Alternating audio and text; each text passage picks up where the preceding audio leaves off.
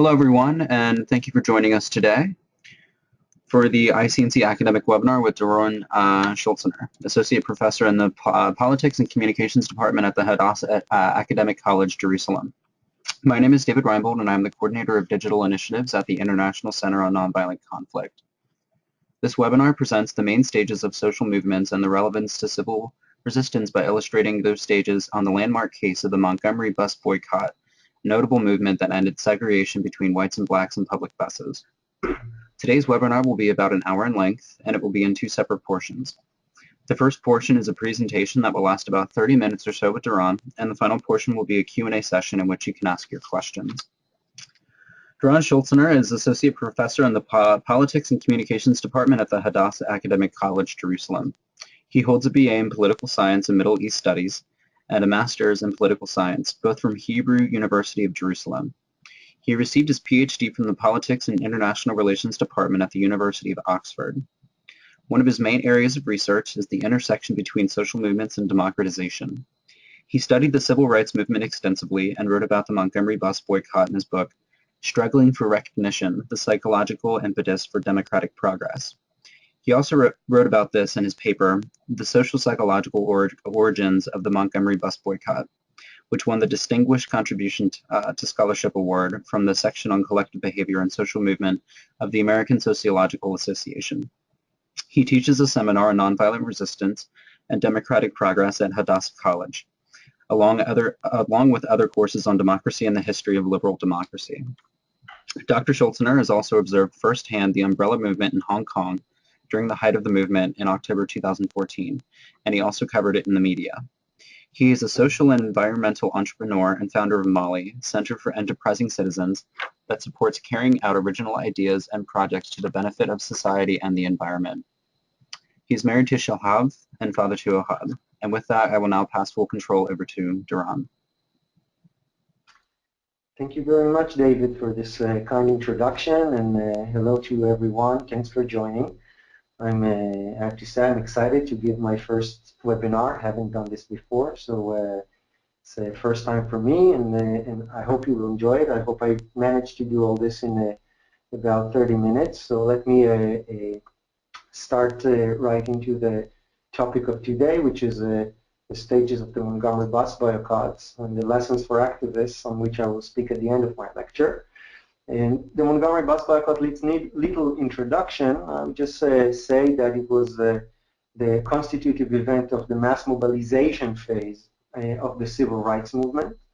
It's, of course, a historical event, a movement that brought Rosa Parks and Martin Luther King to the attention of the world, and many other important figures that are less known, and I'll speak about a few of them here.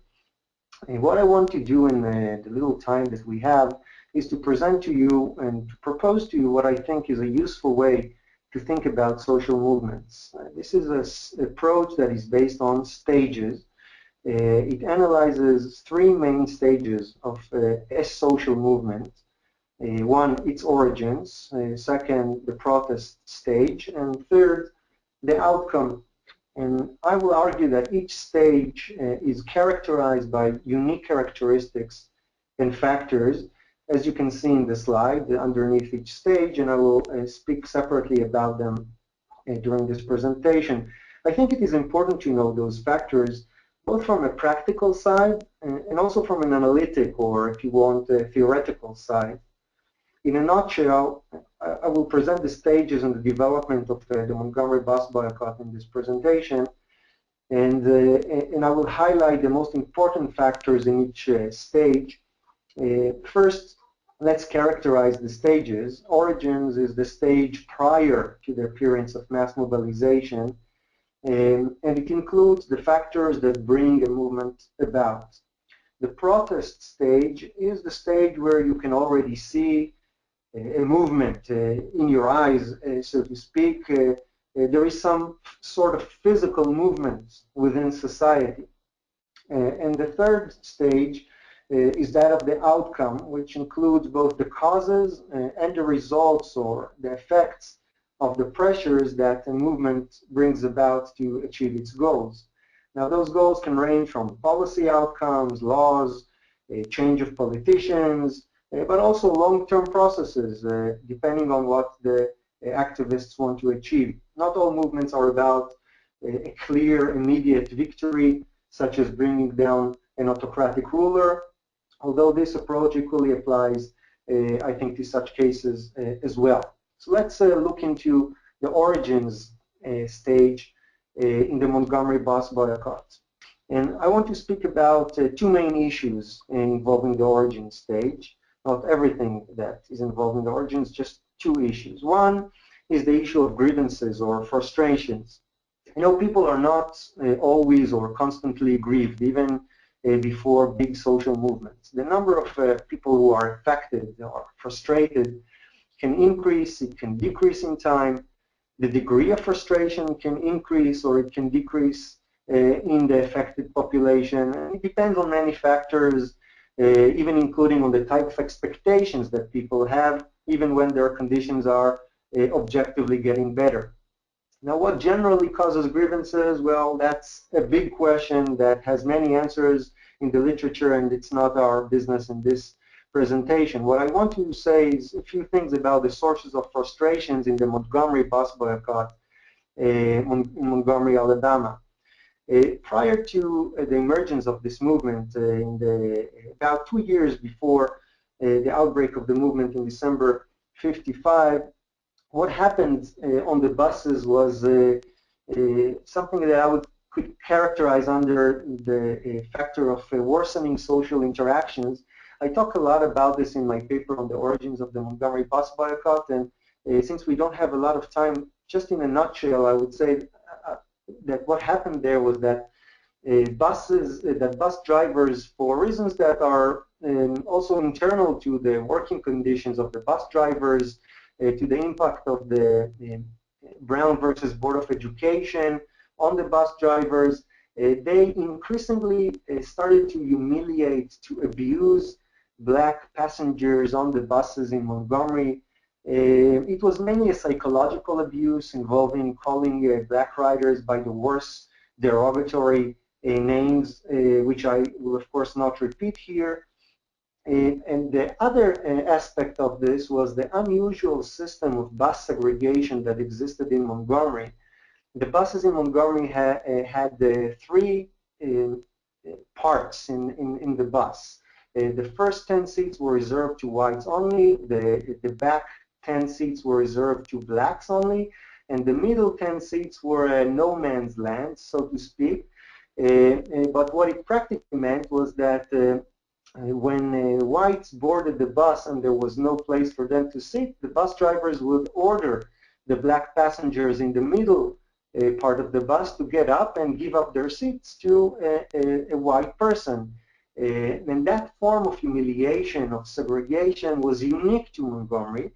And what happened in the years leading to the bus boycott was that that white passengers were increasingly leaving the buses for private cars.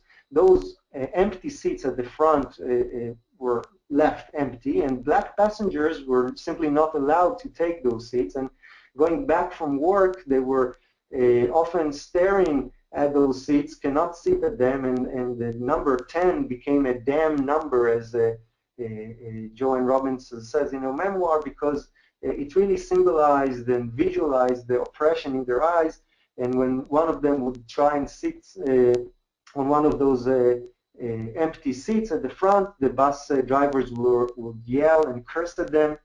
And these two factors created an increasing amount of humiliation and a sense of frustration among black passengers. Now, why is it important for social movements? Well, you have to take into consideration that people may be frustrated, but think or feel or perceive that they have a personal problem. They don't understand that they are necessarily understand that they are experiencing a collective problem. Perhaps it's me, perhaps it's this particular bus driver. People do not connect all the dots. And even if people do know that they have a problem, they may not necessarily realize who is responsible for that problem. People may feel various sources of frustrations in their lives, but do not know who is stepping on them, so to speak. And thirdly, people may know who is responsible and yet not be motivated enough to do anything about this. And this leads us to the second issue in the origin stage, the one that is about motivation. People who protest obviously became motivated to do something about their grievances, about their frustrations. Now, why people turn from inaction to action, why do they develop that motivation is a big question in political sociology.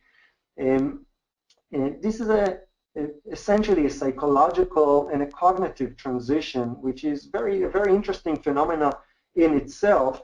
And again, because of time limits, what I would say is that in general, the emotions that are commonly involved in the emergence of social movements or its initial outbreak are two. One is a moral shock over some state action, over some law, over some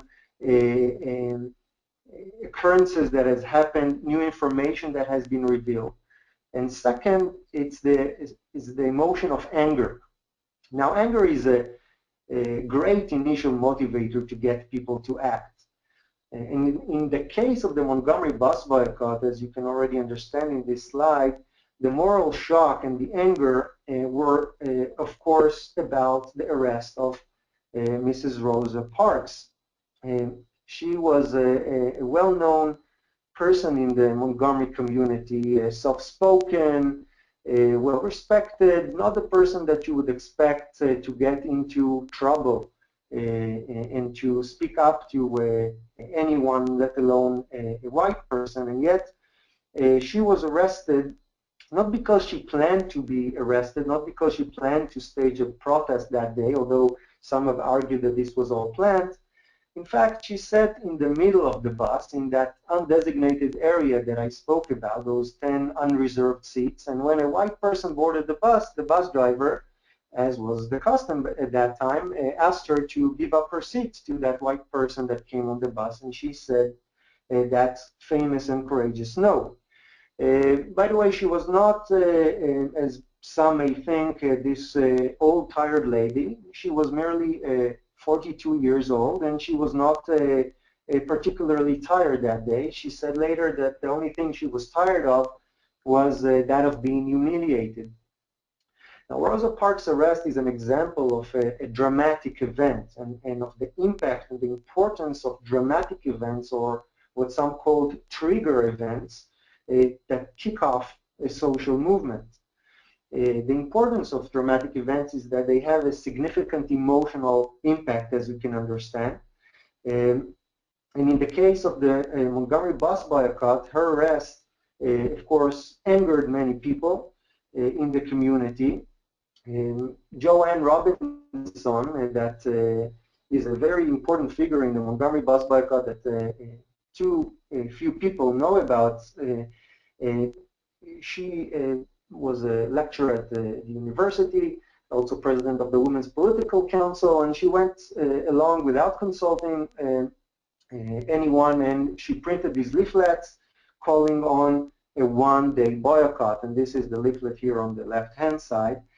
And she basically spread the word around, both through the leaflets, but the word about the arrest is spread mostly through word of mouth very quickly in Montgomery. And this created, of course, a lot of anger. This anger tapped into the personal frustrations and personal experiences of Black Montgomeryans. And that was the spark, that event was what brought people into a collective effort of action, collective action. Suddenly, and finally, they were now willing to do something, and something quite simple, which was to abstain, to stop riding the buses for only one day. She did not call for anything beyond that. Something very simple, something that if you read the pamphlet, you will see you can afford to stay off the bus for only one day. And that call was heard, and indeed Black Montgomeryans participated in the sense that they simply abstained from riding the buses on the day that was called for that, and that is December 5, 1955. Now, this brings us actually to the movement itself, because many people say that the movement begins in December 5th, not 1955, and that's correct. The movement, as we see it, this is a movement. We see movement within society. We see people here boycotting the buses. That's true. The movement in its protest stage begins on December 5th. But prior to that, there were very important things that happened, and lessons from that could, of course, be general to other social movements, and I will get back to that at the end of my presentation. Now, December 5 was very important in several respects. December 5 was a transformative day. It transformed the way people in Montgomery thought about the buses, thought about segregation, and they thought about themselves. In terms of emotions, the success of the sight of the empty buses, this is the empty buses, obviously brought huge excitement. Feelings of anger and of humiliation now turned into pride, feelings of high self-efficacy. We have the capacity to fight, something that was unthinkable beforehand. It increased people's self-esteem, how they thought about themselves, and of course it brought pure joy into their hearts. The empty buses were a victory in itself. Black Montgomeryans felt that they had accomplished something significant and that white Montgomeryans acknowledged it as well. And that was, in fact, the reality.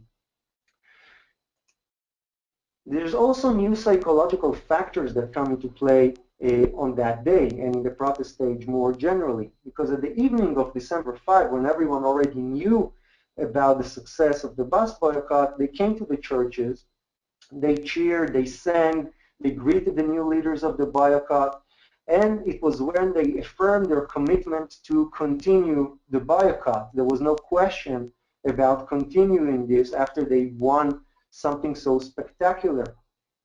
And the participants now gained positive feelings other than the negative feelings that they had before, and they gained self-evaluation, positive self-evaluation of merely participating in the boycotts. And this is basically a phenomenon of tying people's self-esteem to struggle goals. And this is perhaps the strongest commitment to any goal where it involves how people think and feel about themselves.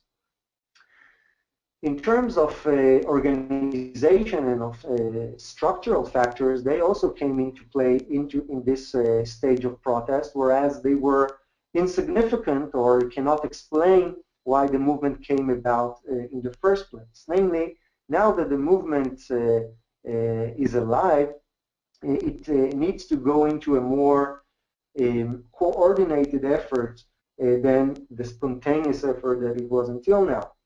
So on that same day, at the evening of December 5, 1955, the leaders of the community came together and they decided to form a new organization, which is called the Montgomery Improvement Association, the MIA, and they chose a young minister that recently came from Boston, not too long ago, not too long ago. His name was Martin Luther King, Jr. He was merely 26 years old when he gained the leadership of that movement. The fact that he was young and new to the community was also reasons why he was given the role and the authority to lead this. Of course, he himself was a huge success and a tool, a resource to that movement because of his talents and other skills. The Montgomery Improvement Association as an organization not only gave the movement its leaders, but also coordinated the bus boycott, organized the alternative transportation that you see here in the picture. This is the famous carpooling system that they organized to find an alternative to the buses because people still needed to get to their workplaces, to get their bread and butter. For people, it was a matter of livelihood, and so they organized this. They purchased the cars. They organized for insurance where the city was preventing them from getting insurance inside Montgomery. They provided support to the participant, legal support. They raised funding for the movement. In other words, organization here was key, and it was a new factor. It did not exist before. This organization did not exist before, and that's usually what happens when a movement starts. Sometimes it's old organization that gets new vitality. They get new energy, and sometimes it's completely new organizations that come into play, as in this case, and in many other cases as well. The boycott here was the main, at this stage, was the main means of applying pressure to achieve political change. But later, as we will see, they thought about a much more effective means to apply pressure and to achieve their goals, and that's, of course, the lawsuits that I will speak about. Before that, I want to say something about the choice of frames, which is very important to social movements and to nonviolent struggles. And this is already a strategic factor that came into play, again, in that stage of protest, not existing beforehand. And that answers the question of how do we frame the movement? How do we frame what it is that we want to achieve? And there were two aspects here. Here you have the quote from Martin Luther King's key speech at the Montgomery Improvement Association on December 5. I would not read this, but you would see that he's emphasizing the nonviolent, modest, inclusive nature of the protest. And that was important to counter suggestions that this movement was a radical movement, for example, or a communist movement. He's emphasizing democracy, nonviolence, of course. And this was especially relevant and important to positive media coverage and to gain outside help, of course. Both national and international, the Montgomery Improvement Association received donations even from Japan and all over the world. And second, in relation to frames, is the aspect of the religious frames that Martin Luther King and others have employed here, also known as the social gospel. And they emphasize the issue of redemptive suffering and standing up to injustices. They took up the idea of suffering and turn it upside down. They said you should not suffer and gain redemption in the next life, as some preachers have done, but you have to fight for justice in this world and make sure it happens in this world, not in the next one. So this is an important aspect of framing. I want to move quickly to what I think is a very important aspect, and also neglected aspect, is the stage of outcome and the causes and factors that impact the outcome of the movement. You already know the end of the story, of course. The Montgomery bus boycott was successful, and the courts, the Supreme Court, declared that bus segregation is unconstitutional. But before that, there were important things that happened during this stage that we need to understand. First of all is the question in social movements, who do we target? Who is the target? The Montgomery movement did not initially go to the courts. As strange as it may sound, it took them 2 months to file the lawsuit that would end the bus segregation. They started talking to this guy, the Mayor Guile, the mayor of Montgomery, and the leadership of Montgomery. And it was not obvious to do this, because as I understand, they at the end they understood that they would not be able to gain what they want from him and from the city itself. So not only did they try to negotiate with the city fathers initially, they were naive to think that they could solve their problems through with the city fathers. Not only that, they offered very modest goals initially. Montgomery Improvement Association did mistakes. They presented very modest goals. In fact, they tried to reach a compromise with the city officials which would keep segregation intact. They offered, I don't have much time, but in a nutshell, they offered a reformed system of segregation that existed elsewhere in Mobile, Alabama. And they did not figure that their strategic goals, or what they should do, is actually to escalate it and use the media coverage, use the energies that they have, and go straight to the legal channel. Now we see this only in retrospect, and we always smart in retrospect, but it's true that they made that mistake, and the city officials also made several mistakes. First of all, they refused to compromise. They were hard-headed. They said that this is illegal, that it is impossible to accommodate those demands within the bounds of the law, whereas this was already accommodated within the bounds of the law, as I said, in another city in Alabama, in Mobile, Alabama. And instead of compromising, as happened 2 years prior to that in Baton Rouge, Louisiana, which ended the similar protest, they refused to do this. They enabled the Montgomery Improvement Association to correct their mistakes. And then, about 2 months later, the Montgomery Improvement Association simply hardened their positions instead of softening them, and also filed the lawsuit. The city officials did other mistakes. They used methods that backfired. They joined Mayor Geil himself, and other officials joined the White Citizens Council, a racist organization, and other methods that were really damaged them. Even the methods that they tried to hinder the group, such as lawsuits against Martin Luther King, all of them backfired because they were ineffective. In fact, there was a legal solution to stop the bus boycott in Montgomery. A very simple legal solution that they came up only in November 1956, and it's quite funny that they thought about this only back then, but the Montgomery Improvement Association used an illegal means of transportation in Montgomery. They were in fact operating a franchise without license.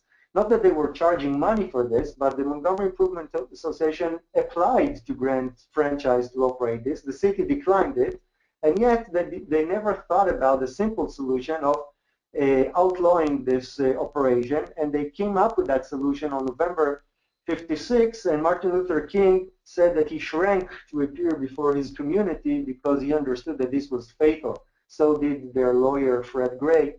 And yet, this came too late, because on the same day that they had a hearing about this, the Supreme Court of the United States declared that this was illegal. Now, I jumped over several months because already in June, the federal court declared bus segregation illegal. The Supreme Court merely affirmed that decision. They did not add a single sentence in the rationale of that decision. It was merely formal. And yet, you can see that the timing here is very, very important.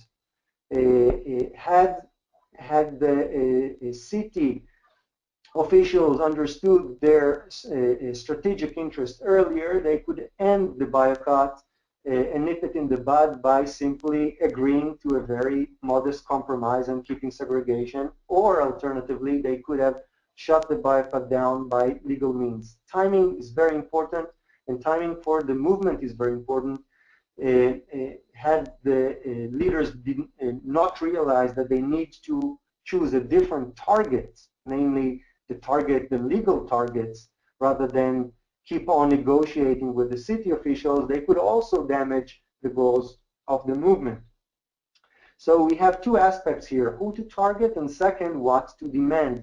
We do not want to demand too little nor too much, and of course we are only smart in retrospect to understand what is too little and too much, and yet it is a very important factor, as we can see in this movement.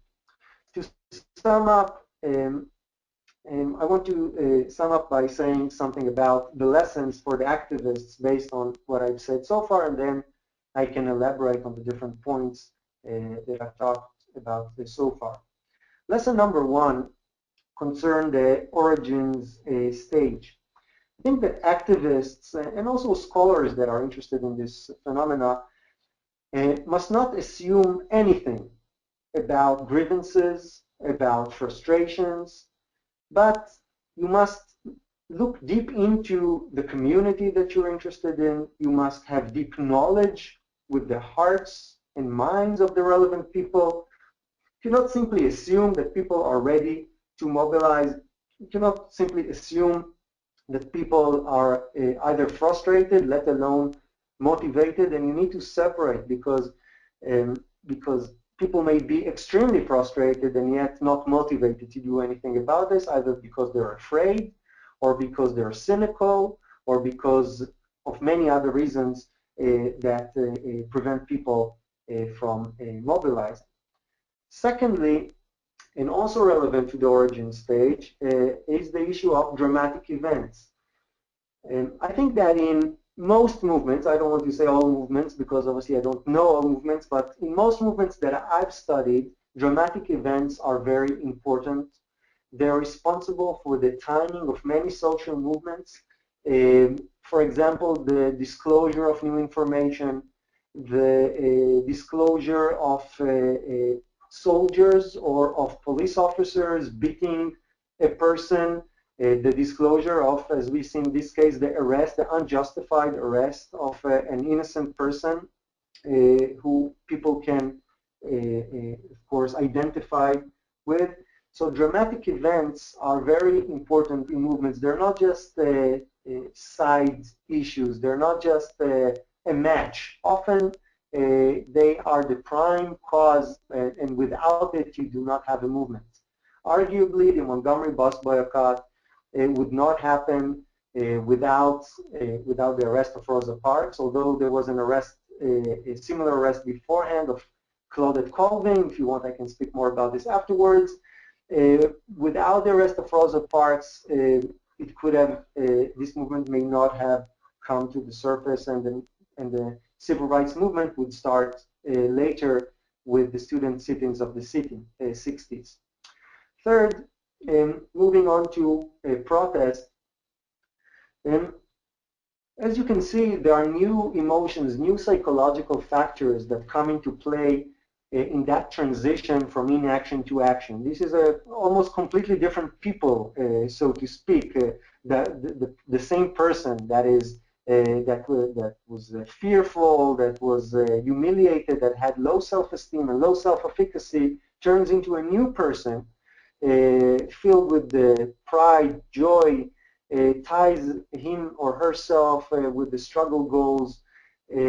So we have to be sensitive to different types of not just emotions, but also cognition that characterizes these two very distinct stages. And I would say to activists, I think it's easy to say, very hard to do. How do you tie people's self-esteem? Namely, how they define themselves into struggle goals? It's very hard to do, but very effective. If people come to define how they feel about themselves with struggle goals, that would be very, very effective. Lesson number 4, of course, relates to organizational ability, which is important in long protests. If it is a short protest, for example, protests as we've seen in Egypt of 3 weeks, which is relatively short and bringing down a long-standing autocratic ruler, organization is less important. Spontaneity and emotion, strong emotions are more important. But in long struggles, such as the Montgomery bus boycott, you need to have an organization, you need to have resources, you need to have people on salary, you need to buy cars, you need to have insurance, you need to think of logistics, and you need to think of many other things that are required for a long-term movement, and many movements are long-term. And when I speak about long-term, I speak about several months and beyond that. Fifth, Um, Also related to the protest stage is choosing the right frame.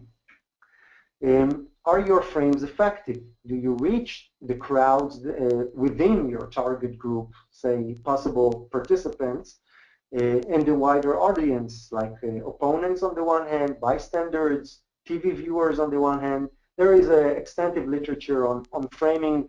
There's a lot out there written about this, but of course we've seen that in the Montgomery bus boycott and the civil rights movement more generally, the choice of frames is very important because the movement, and any movement for that matter, is always on the defense. There is always counter movements, always counter frames saying this movement is radical, anti-democratic, communist, and whatever other negative name that is relevant to that system and that struggle.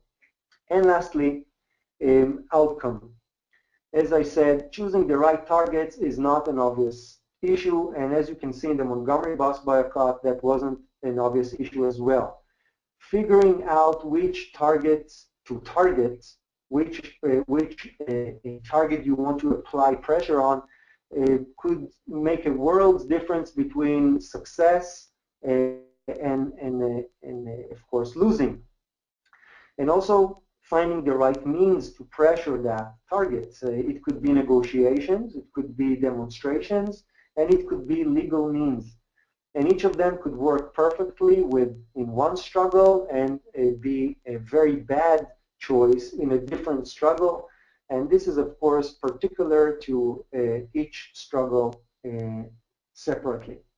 So I will stop at this. Thank you for participating so far. These are readings that you can elaborate on the Montgomery bus boycott. I'm not going anywhere. I'm, of course, staying online and ready to take your answer your questions, but you can also email me afterwards, and in general, feel free to email me and be in touch. So back to you, David. One of our participants asks, what do you think was so special about Ann Robinson that she succeeded to make people follow after her actions? Joanne Robinson, right? I don't think that there was something special that she did to make people follow her action. I think that what happened here was that she was very resourceful. She was very motivated, of course. She was very committed. She was president of the Women's Political Council that mapped various problems of the people of Montgomery. She was a very important public figure representing the black community in Montgomery. But specifically to the question, what she did was remarkable because she put herself at risk. She went to her university. She used the printers of the university. She nearly got fired over this, by the way. She got reprimanded by the president of the university when he found out. But she did something very simple. She wrote and printed these leaflets. A few students helped her distribute this, and beyond that, it was the community that took the lead. It echoed this simple call for action, echoed with the community. It was not Joanne Robinson herself that went and spoke to each and every person in the community. In fact, it was very dangerous for her to do this, very dangerous. Afterwards, she went to the back lines and she did not participate much in the front lines, although she did give some important speeches later on when it was safer, but she let Martin Luther King, Abernathy, and others to lead it. So back to the question, I think she did a very important move or action in distributing this and putting facts on the ground even before the ministers came around and pursued the same goal. She said, no, we are going forward with this. I'm printing this out. I'm fed up with this. And the community was ripe for it. And from that point on, the ball just rolled on. And she played a very important historical role in the Montgomery bus boycott, and I really recommend reading her memoir on the Montgomery bus boycott. It's a very important resource on this movement. All right, great. We have somebody with their hand raised. I'm going to go ahead and unmute you. Lee, can you hear me? Sure, yeah. Hi. Okay, great. Ask your question of Duran, please. Sure. Hi, Doran. This is Lee Smitty. Um, Hi, hey, thanks so much for your talk, and it's really good to hear your voice. thanks for participating. Yeah, happy to. Um, I think it's really interesting to hear you talk about emotions, Mhm, and I think we don't often do that in the field, and it's not that we don't talk about emotions, because I think we talk about managing certain emotions, in particular fear, for example, overcoming fear. mhm, Um, or when we talk about nonviolent discipline, I think we're often talking about, managing anger. But mhm, I heard you talking about joy and confidence and, you know, people becoming new people in mhm. emotional ways. And I'm just wondering if there are ways that you think that there can or should be management of those kinds of emotions. Yeah, that's my question. Mhm. Yeah, it's a very interesting question.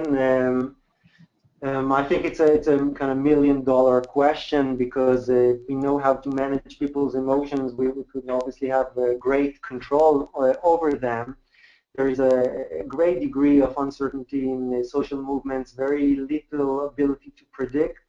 We can only look at the lessons from this struggle and other struggles to figure out how this happens. And the Montgomery bus boycott, this turning of new people, and I think it is what happens here, at least for the period of the movement, is that people it connects so strongly with their personal experiences and with their lives and with real needs. There's a real need here. There's real oppression of people. So it's really easy to do this in that sense. I mean, to tell people a successful orator here like Martin Luther King that comes and echoes this in his initial speech talks about how they're fed up with being humiliated and the crowd simply goes wild on this.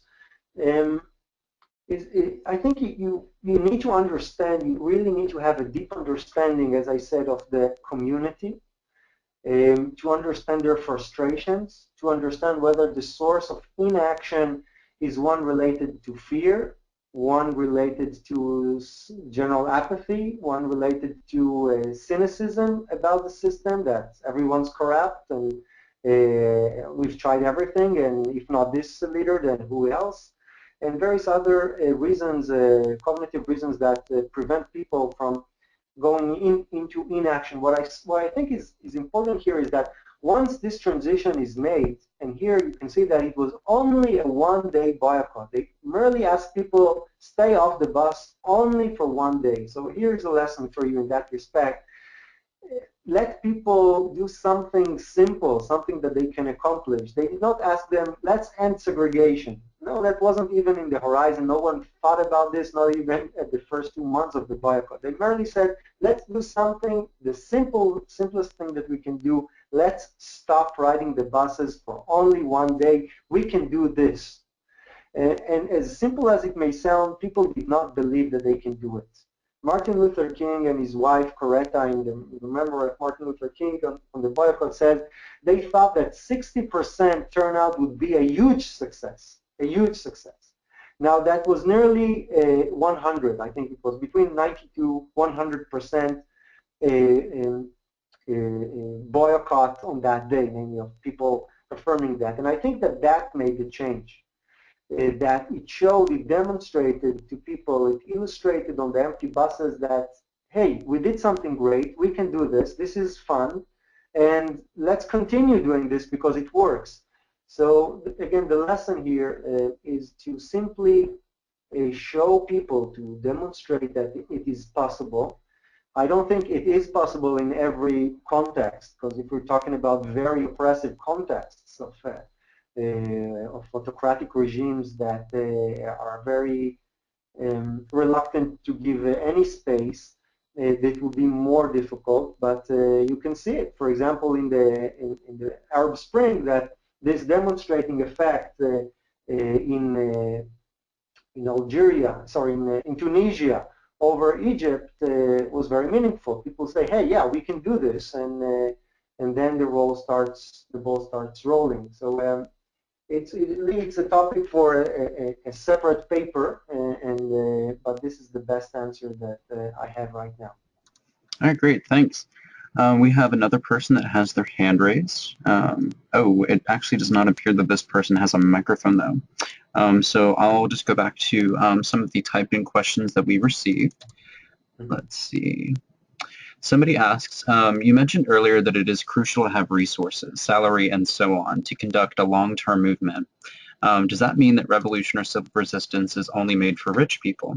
In fact, in my country, Madagascar, 92% of people are poor. They're busy surviving, and though there's a lot of injustice, they don't want to follow our call to protests.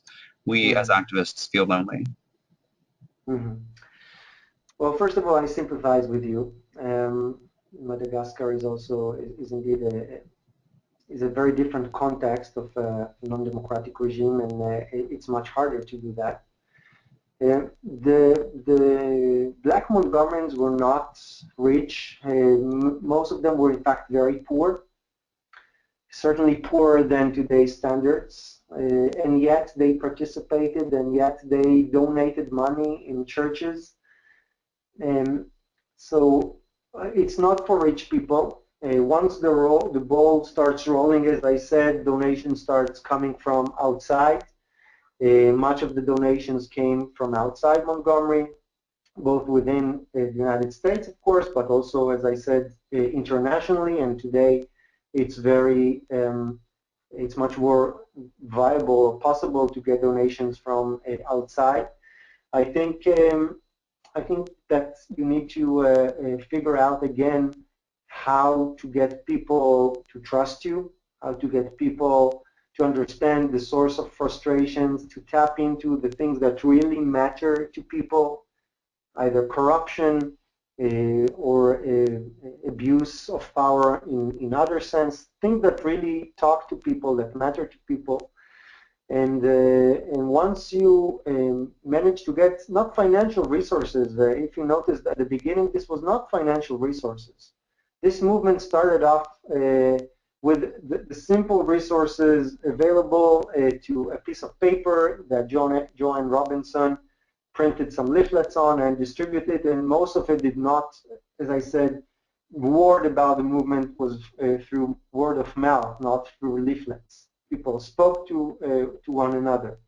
So to kick off a movement, you need to have a dramatic event often, that people are impacted simultaneously. They're all angry at the same time, at the same topic, and then if you are able to harness it, you can do many things and resources will follow afterwards. I talked about long-term struggles, but you need to understand at which point of the struggle you are in right now. Because if you do not have a movement yet, if there are not many people ready to do something, then the question of resources, I think, is irrelevant at this stage. I think that resources is something that you need to be worried about when a movement is out there, it's clear, and it's not something, when you see it, you know it. And when you see it, resources, I think, will follow. At least this is my understanding of the protests and the movements that I've studied. I hope this is helpful for you, and I hope this question answers your question. Sorry. All right, great, thanks. Another participant asks, I was wondering if there is some tension for a leader who wants to encourage the shift from negative to positive emotions that you said could help mobilize protest. And on the other hand, for a sustained protest over the long term, some of the feelings of anger must remain. So first, does a good nonviolent movement leader need to encourage a bit of these negative feelings, or is this problematic? And second, doesn't the state always have more resources to frame and also to encourage certain emotions? How can a strategic leader of nonviolent protests encourage these positive emotions in the face of such a dramatic inequality in resources? Okay, so these are two different questions, one about anger and negative emotions, and the other about the ability of the state. So negative emotions, as I said, or anger and moral shock are good prime motivators, but they're not very good motivators alone for the long run, for the mere fact that people cannot be angry for a whole year. In the case of the Montgomery bus boycott, it's also unhealthy to be angry for an entire year. That's why I think we have mechanisms to make us stop being angry and go to sleep and wake up less angry. So anger is a good prime motivator, but for a long-term movement, and this is very clear in the Montgomery bus boycott, you have to make the transition into one, positive emotions, namely to feel good about this, about what you're doing. And secondly, it's psychological, cognitive. It's the issue of self-esteem. And I have more about this in one of the chapters in my book, if you want to read about this. But again, in a nutshell, as I said, it's a matter of making people define themselves, define who they are, their identity, or more simply, what matters to them, at least in the coming year. What is the most important thing for you, and to manage to tie that important thing into the struggle. And in this case, what happens is that people did not care if the boycott will, as strange as it may sound, some people did not care whether the movement will be successful or not. People enjoyed walking. People enjoyed walking even when they offered them rides, because the fact of walking gave them pride. It gave them self-fulfillment, gave them positive self-esteem by not riding the buses and by the sheer action of walking. Now, this is a very strong motivator. If you make people, and of course I have no magic to say how to make this happen, but I can illustrate this on this case. If you can make people reaffirm their identity or what matters to them in this respect, as they did for example, in mass meetings. In the mass meetings, they would ask the participants, do you want us to stop or do you want us to continue? And of course, it was in many respects a rhetorical question, but it was an important question because people shouted, no, send those buses back to Chicago. We're not going back on these buses. People shouted this. They reaffirmed their commitment to not riding the buses.